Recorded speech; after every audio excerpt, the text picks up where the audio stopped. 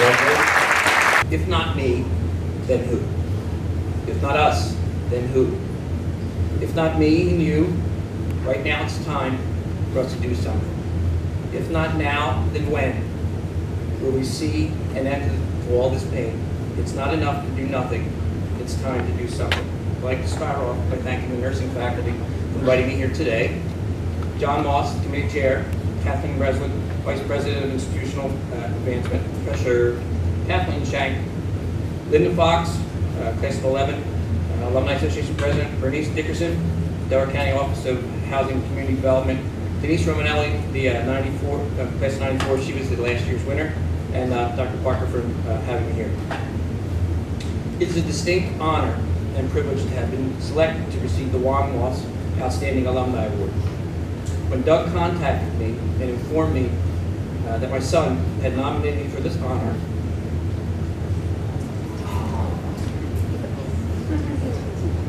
I was moved and humbled.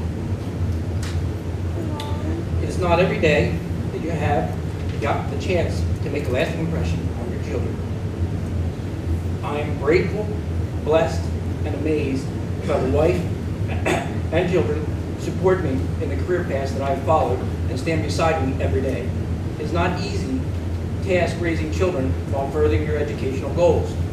Sacrifices abound, and I remain thankful that I have been given many opportunities to fulfill my dreams. I want to thank my children, Justin and CJ, my wife Cindy, and my entire family for their support and vigilance. I would be nothing without the support of them, and I'm forever grateful. There is no greater honor than service to others. I learned this at a young age.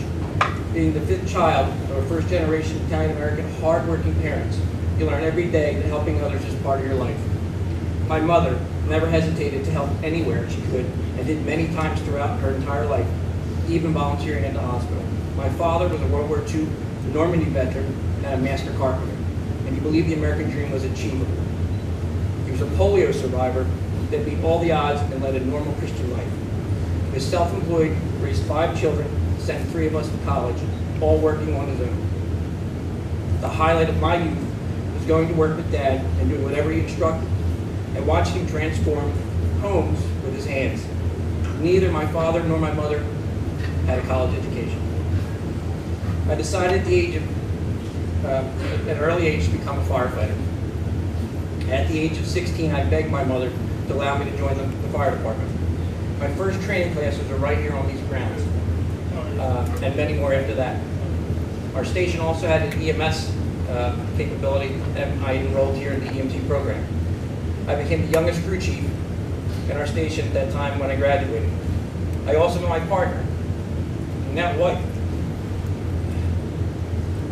while attending the program here. After finishing high school, I still wanted to do more for people and decided on a nursing career path at Delaware County.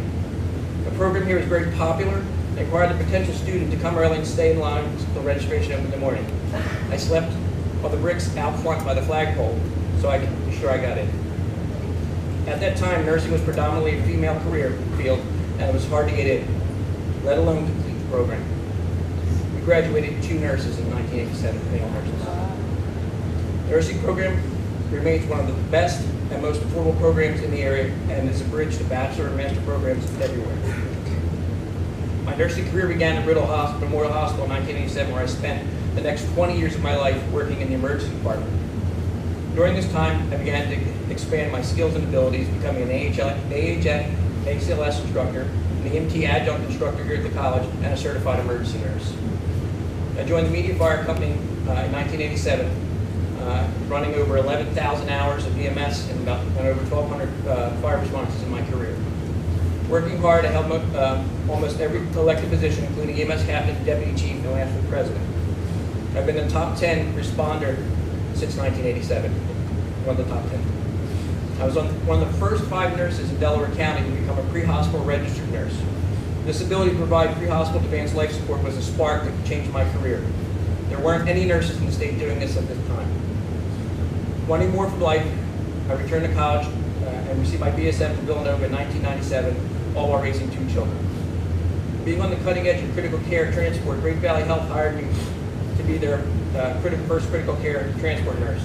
I led their critical care transport team, transporting critical cardiac medically fragile patients throughout the mainline health system, doing balloon pump, ventilator transports, all by myself between the hospitals. Talk about stressful and scary.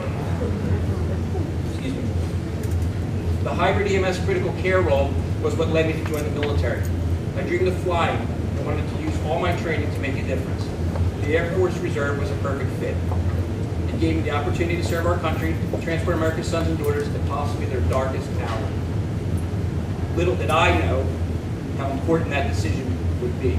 I took my oath of office on September 10th, 2001, at 3 p.m. in the emergency department with my friends at the end of a busy work day. Many here can recall what they were doing when the first plane hit the World Trade Center on September 11th. For me, I was where I was every day, in the emergency department, taking care of several patients, but now I was an Air Force captain in a nation at war. I had never been anywhere except Disney World. My life from this point forward, like yours, will be changed forever, and I have never looked back. In 2003, I was blessed to join the Children's Hospital of Philadelphia's emergency transport team. This was a major life change for me. My training and education up to this point was primarily adult. I was now part of an elite team of individuals that transport some of the sickest patients in the world. I made it through training orientation with a skill set that is above and beyond what normal nurses do daily. But now I was doing it in helicopters, airplanes, and ambulances all over the nation. In 2003, I just had completed orientation, and the call came for me to go to war. Iraq allowed us to bring all this together using what we were trained to do to bring our soldiers safely home. It was challenging and very rewarding to know that we maintained a 97% survival rate for our soldiers from point of injury to home. Being part of that chain of survivors is the pride that we all enjoy at present. In 2009, we again got the call to arms, but now it was Afghanistan. The tactics used by our adversaries and injuries seen here were some most challenging for our crews. I deployed as part of a 5-man crew to airlift our soldiers, sailors, airmen, and Marines from battlefield to Bagram Air Base in Afghanistan and to Landstuhl Hospital in Ramstein, Germany. We lived under constant threat of attack and were attacked and shot at daily. Survivability was challenged again, but we stepped up and were able to maintain a 97% survival rate when we were injured. Being in the military allows many of us to see the world. None of us have seen war over such a prolonged period. We always go when we're called, whether it's humanitarian or battle, and we do all our best for the American people. One of the most challenging yet rewarding deployments has been my last one in Ramstein, Germany. We're not only airlifting patients from Afghanistan, but also taking them to America to reunite our wounded with their families in definitive care. I was the officer in charge of a 7-man air medical team, and by the way, the oldest. My flying hours alone totaled more than the entire crew. Taking on the role of team leader, they dubbed me Paw. This team of individuals became one of the most highly trained and efficient teams I had ever worked with.